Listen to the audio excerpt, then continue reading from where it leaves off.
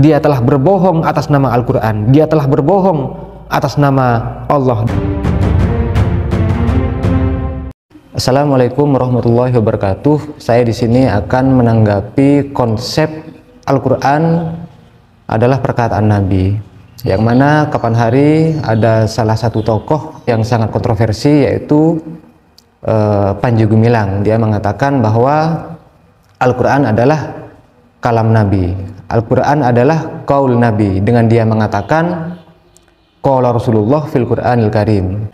Karena memang ada ustadz yang membenarkan, ada oknum dosen, ada oknum doktor, dia membenarkan bahwa Al-Quran memang kalam Nabi, dengan berdalilkan surat Al-Haqqah ayat 40 dan juga surat At-Takwir ayat 19.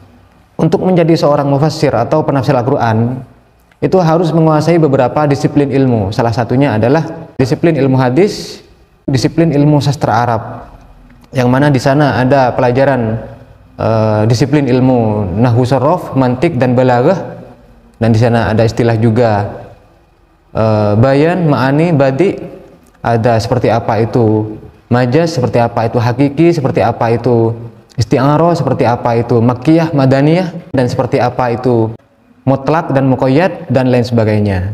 Jadi jika tidak menguasai beberapa disiplin ilmu yang sudah saya sebutkan, maka jangan sembarangan mengartikan Al-Quran. Hanya saja bermodalkan hafal Al-Quran tapi tidak memahami disiplin ilmu yang saya sebutkan barusan, maka dia adalah termasuk orang-orang yang dungu, yang tanpa ilmu, tidak belajar, minim ilmu, hanya sekedar bernafsu membela pernyataan konsep Al-Quran adalah kalam Nabi dengan menggunakan dalil Al-Haqqah ayat 40 dan juga At-Takwir ayat 19 yang berbunyi innahu laqaulu rasulin karim. Jika hanya dimaknai secara tekstual saja, maka maknanya akan seperti ini: innahu, sesungguhnya Al-Quran, laqaulu rasulin, sesungguhnya adalah perkataan Rasul karimin, yang mulia. Nah, yang benar apa? Jadi ini perlu belajar tentang disiplin ilmu yang sudah saya sebutkan barusan. Salah satunya adalah nahwu sorof, ya. Jadi Rasulin dalam surat Al-Haqqah dan juga Rasulin dalam surat At-Takwir itu maknanya berbeda. Kalau dalam surat Al-Haqqah di sana maknanya adalah Nabi Muhammad. Kalau dalam surat At-Takwir di sana maknanya adalah malaikat Jibril. Ya. Jadi idhofah di sini, ya. Idhofah lafal kaul kepada lafal Rasulin di sini mengandung makna at-tabligh, menyampaikan, begitu. Jadi kalau kita i'rab jadi begini, qauluh mudhaf, rasulin mudhafun ilaih majrurun bil mudhaf wa alamatu jarrihi kasratun dhahiratun fi akhirih. Jadi di sini memudhafkan lafal qaul yang mana qaul ini bermakna wahyu kepada lafal rasulin ini mengandung makna at-tabligh yaitu menyampaikan, membawa wahyu. Jadi maknanya yang benar adalah begini. Sekarang kita memaknai dalam surat Al-Haqqah ayat 40. Innahu, sesungguhnya Al-Quran, ini yang benar, ya.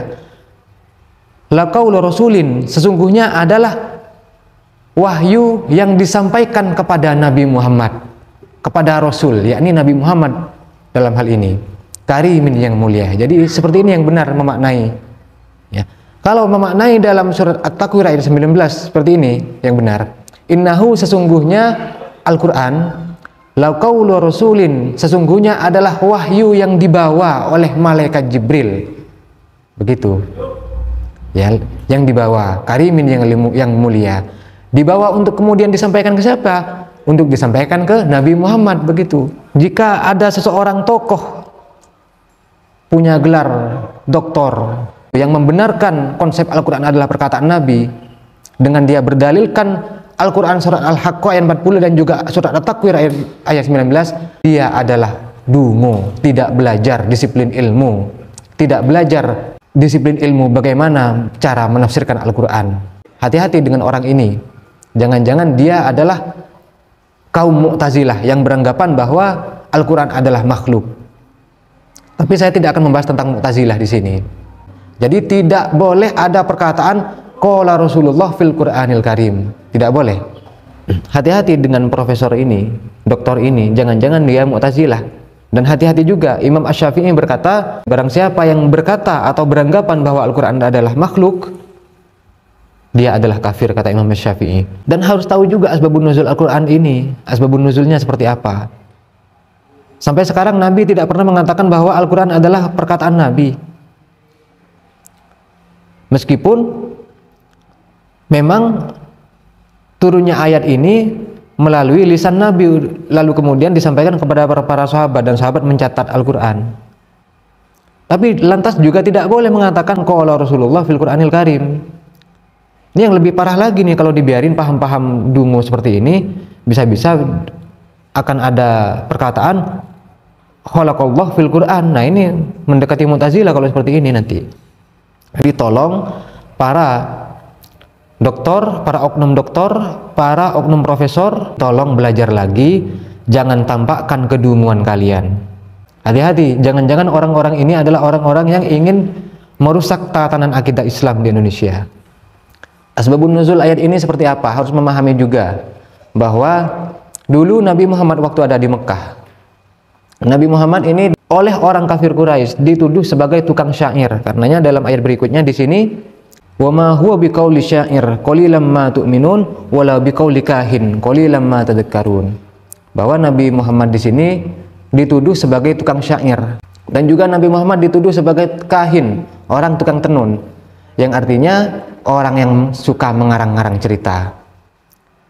Ketika Nabi Muhammad dituduh sebagai tukang syair dan tukang tenun, bahwa wahyu yang disampaikan itu adalah dituduh sebagai karangan Nabi Muhammad, maka turunlah ayat ini menjadi penegas bahwa Al-Quran yang turun, wahyu yang turun kepada Nabi Muhammad itu memang betul-betul tanzilum mir rabbil alamin, bukan karangan Nabi Muhammad, tapi betul-betul turun dari Allah Subhanahu wa taala. Begitu. Ini asbabun nuzulnya. Secara sastra, Al-Quran dan hadis ini sangat beda jauh. Karena apa? Karena hadis adalah perkataan Nabi, kalau Al-Quran ini adalah perkataan Allah yang mana sangat tinggi. Dan pasalnya Nabi sebagai seorang yang buta huruf dan tidak membaca dan tidak bisa menulis, tidak akan mungkin, ini teorinya ya, tidak akan mungkin merangkai kata-kata seindah kata-kata redaksi Al-Quran. Jadi beberapa disiplin ilmu harus dikuasai sebelum seenak jidat menafsirkan Al-Quran. Hati-hati, jangan ikuti orang-orang ini. Dia secara tidak langsung telah membenarkan kesesatan, membenarkan kekeliruan dengan berdalilkan Al-Quran. Dia telah berbohong atas nama Al-Quran, dia telah berbohong atas nama Allah, dia telah berbohong atas nama agama. Mungkin ini yang dapat saya sampaikan. Mudah-mudahan kita dapat memilah dan memilih mana yang keliru, mana yang benar, mana yang menyimpang, dan agar kita semuanya harus ikut kepada ajaran-ajaran yang murni, ajaran-ajaran salafus soleh, bukan ikut orang-orang yang mengaku sebagai ulama, yang mengaku sebagai orang yang hafal Al-Quran tapi pemahamannya sesat. Kita harus ikut kepada salafus soleh yang ilmunya sudah terbukti, yang ilmunya sudah kita yakini tersambung terhadap sahabat dan juga tersambung kemudian kepada Nabi Muhammad SAW. Wallahu a'lamu bishawab. Assalamualaikum warahmatullahi wabarakatuh.